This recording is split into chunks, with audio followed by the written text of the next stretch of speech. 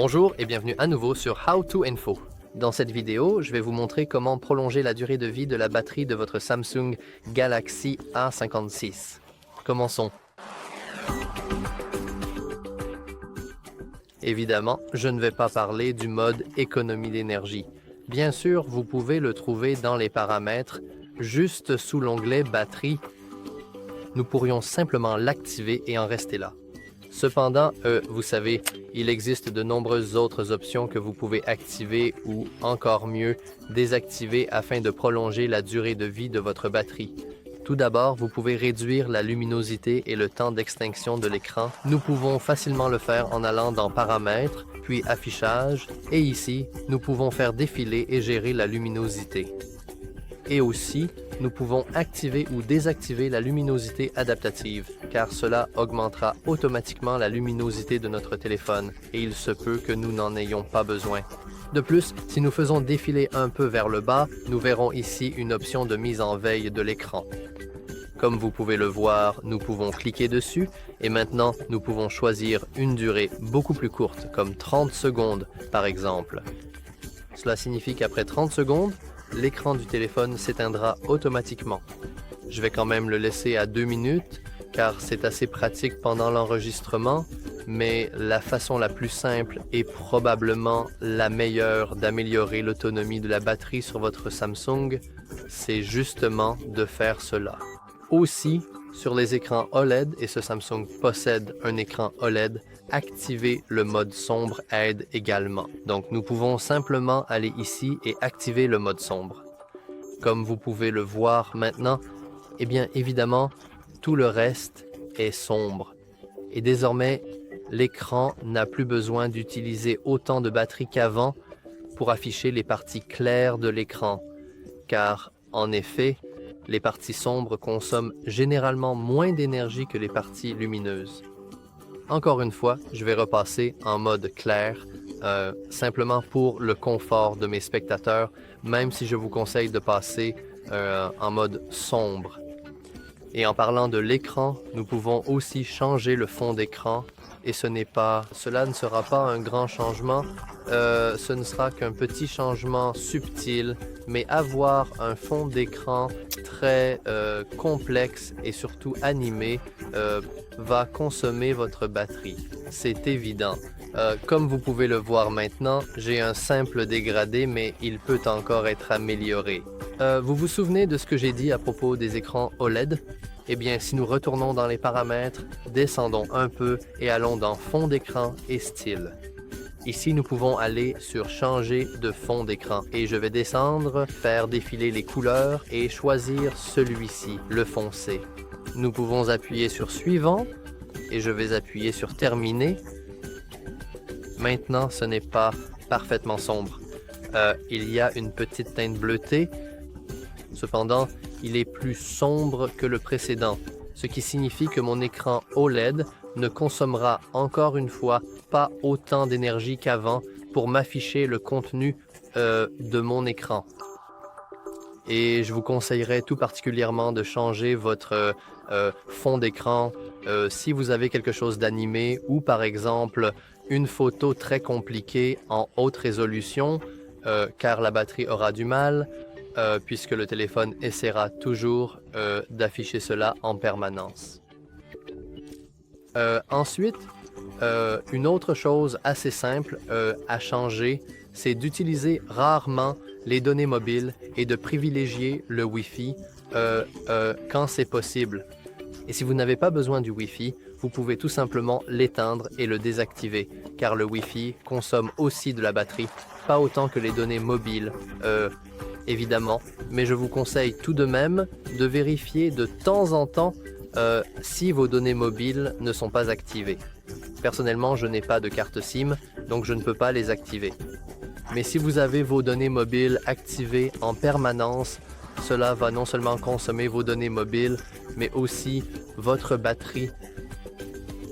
Et la façon la plus simple de supprimer, ou plutôt d'éliminer complètement, toutes les connexions, surtout les connexions sans fil, c'est tout simplement d'activer le mode avion, ce qui va automatiquement désactiver toutes les données mobiles le Wi-Fi ainsi que toutes les autres connexions sans fil. Ce qui, oui, va aussi augmenter considérablement l'autonomie de votre batterie. Et en parlant de la recherche de signaux, puisque le mode avion coupe justement ces connexions, comme vous pouvez le voir maintenant, mon Bluetooth et mon Wi-Fi sont de nouveau activés. Nous pouvons également aller désactiver l'option Quick Share. Nous pouvons facilement le faire en allant dans les paramètres, en faisant défiler un peu vers le bas, puis en allant dans Google. Maintenant, désactiver Quick Share est difficile à faire. Certaines personnes disent même que c'est impossible parce que Google est comme un petit parasite et veut avoir vos données ou tout ce qui se trouve sur votre téléphone sur ses serveurs. Cependant, nous pouvons quand même aller ici, pas ici, mais vous pouvez faire défiler vers le bas jusqu'à Google tous les services, puis Quick Share. Et maintenant, nous pouvons en gros désactiver quelques options. Par exemple, nous pouvons désactiver l'option « Autoriser le partage via Internet ». Comme vous pouvez le voir, elle n'est même pas activée pour moi car je ne suis pas connecté à un compte Samsung. Cependant, si c'est votre cas, alors je pense que cette option est activée par défaut. Je peux me tromper, mais ce que je sais avec certitude, c'est que si ce n'est pas activé, cela n'utilisera pas vos données mobiles. Et si cela n'utilise pas vos données mobiles, alors cela ne videra pas votre batterie dans le processus. Ensuite, concernant, vous savez, ce qui peut se passer en arrière-plan, nous pouvons aussi aller désactiver le suivi de localisation. La localisation, en général, a tendance à consommer beaucoup de batterie. Par exemple, nous pouvons simplement aller ici dans localisation et il suffit simplement de l'éteindre. Comme vous pouvez le voir maintenant, mon téléphone me supplie presque de l'activer parce que, vous savez, si vous perdez votre appareil, nous ne pourrons pas le retrouver.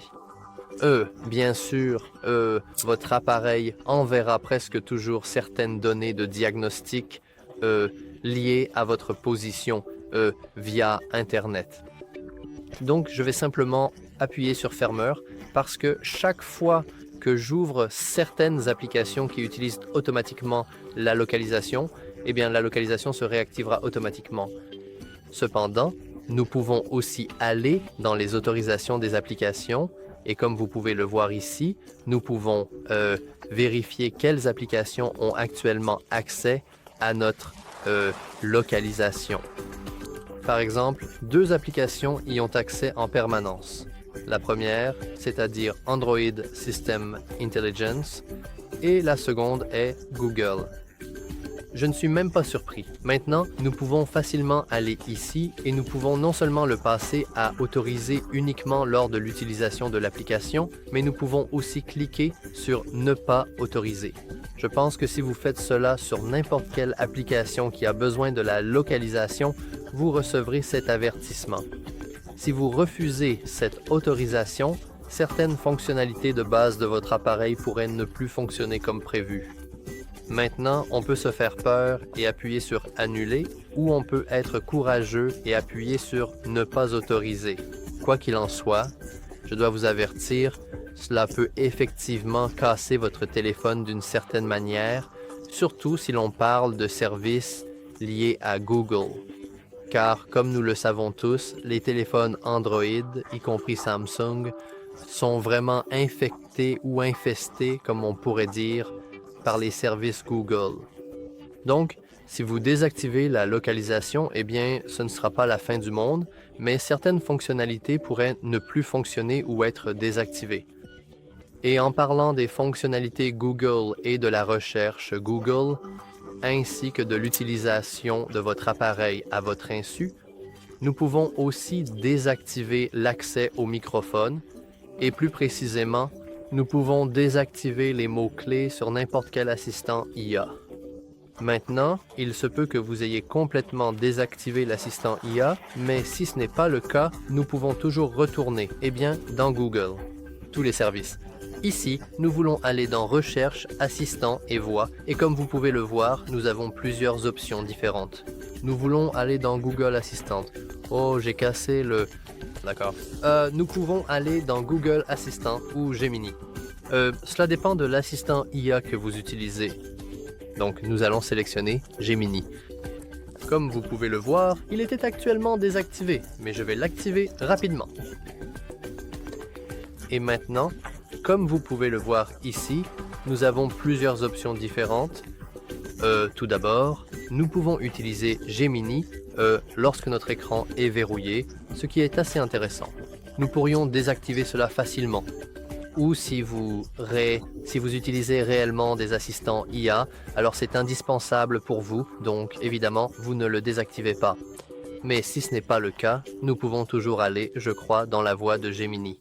Non, c'est juste le « Oh non, non, non, non, non !» Ça m'est égal, mon ami. Cependant, nous pouvons aller dans les fonctionnalités de Google Assistant, je crois. Oh, Oh, exactement.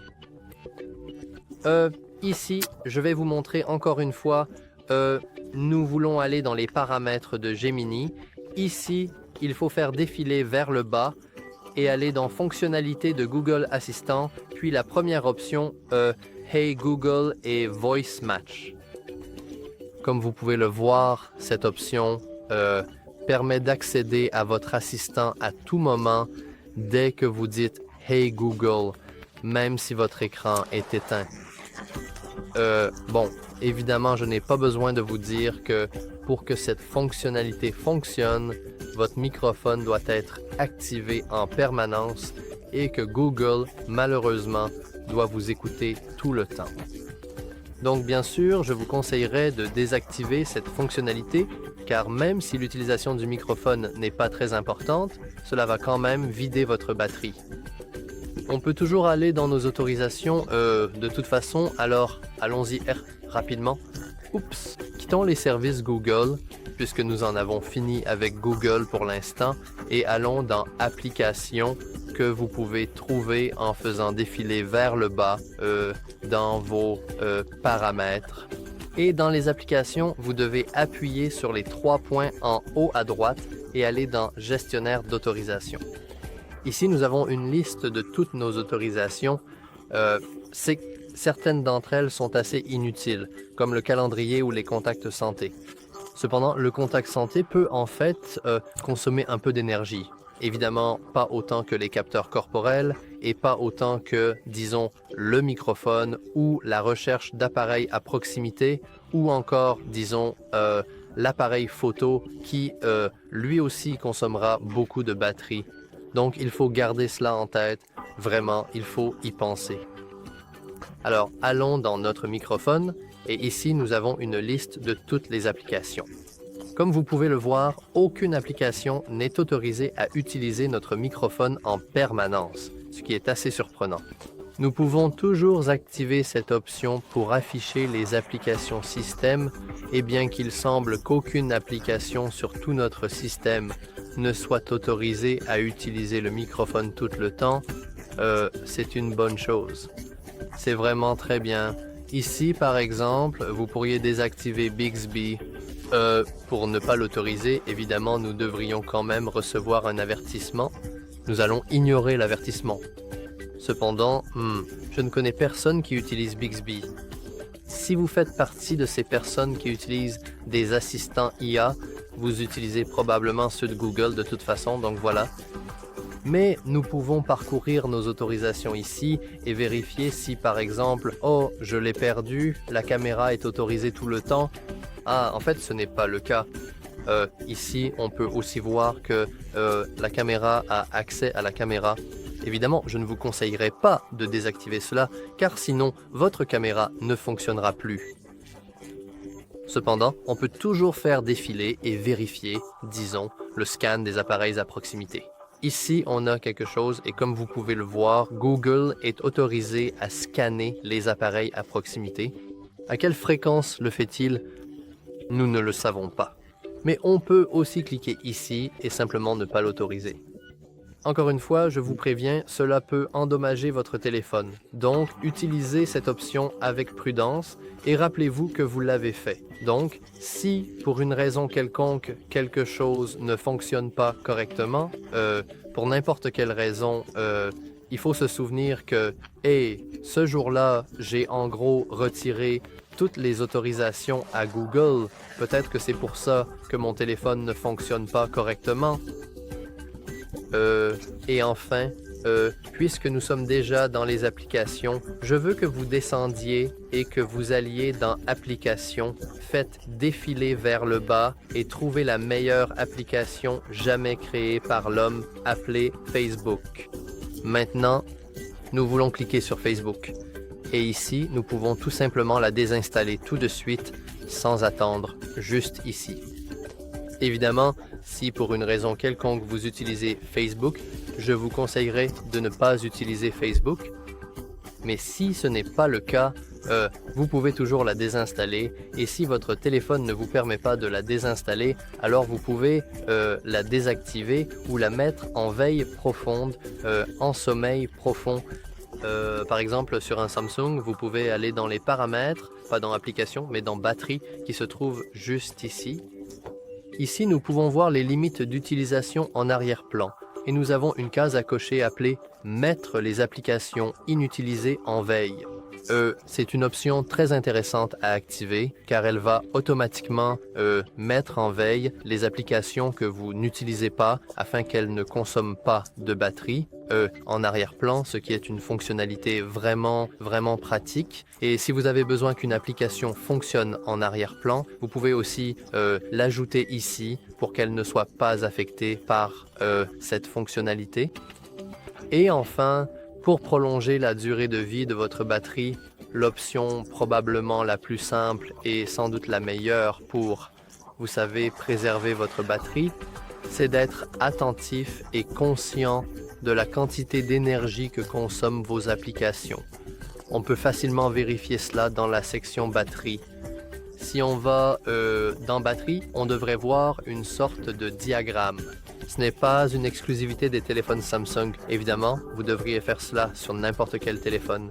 Ici, nous pouvons cliquer sur « Afficher les détails » et si nous faisons défiler vers le bas, nous verrons quelles applications consomment réellement le plus de batterie. Maintenant, j'ai récemment réinitialisé mon téléphone aux paramètres d'usine, donc la liste n'est pas grande, la liste n'est pas longue. Cependant, si vous utilisez votre téléphone tous les jours, vous devriez voir beaucoup plus d'applications ici même sur cet écran. Donc par exemple, si, disons, TikTok consomme 10% de votre batterie chaque jour, alors il y a un problème et vous devriez probablement A. passer moins de temps sur TikTok ou B. désinstaller complètement cette saleté de votre téléphone car non seulement cela gaspille votre batterie, mais en plus, cela gaspille votre temps. Et je pense que c'est tout pour cette vidéo. Comme vous pouvez le voir, les options que vous devez modifier, supprimer, désactiver ou activer ne sont pas très compliquées. Et au final, tout se résume à être conscient et à savoir combien d'énergie les applications consomment. Et s'il y a une application qui utilise beaucoup de puissance, vous voudrez la désinstaller, la désactiver ou simplement ne pas l'utiliser aussi souvent de manière réfléchie. Et bien sûr, vous pouvez toujours aller ici dans la section batterie et activer les modes d'économie d'énergie pour prolonger l'autonomie de la batterie. C'est l'option la plus simple. C'est vraiment tout ce qu'il y a à faire. Et voilà, c'est tout pour cette vidéo. Si vous l'avez trouvée utile, n'oubliez pas de liker et de vous abonner. Merci d'avoir regardé.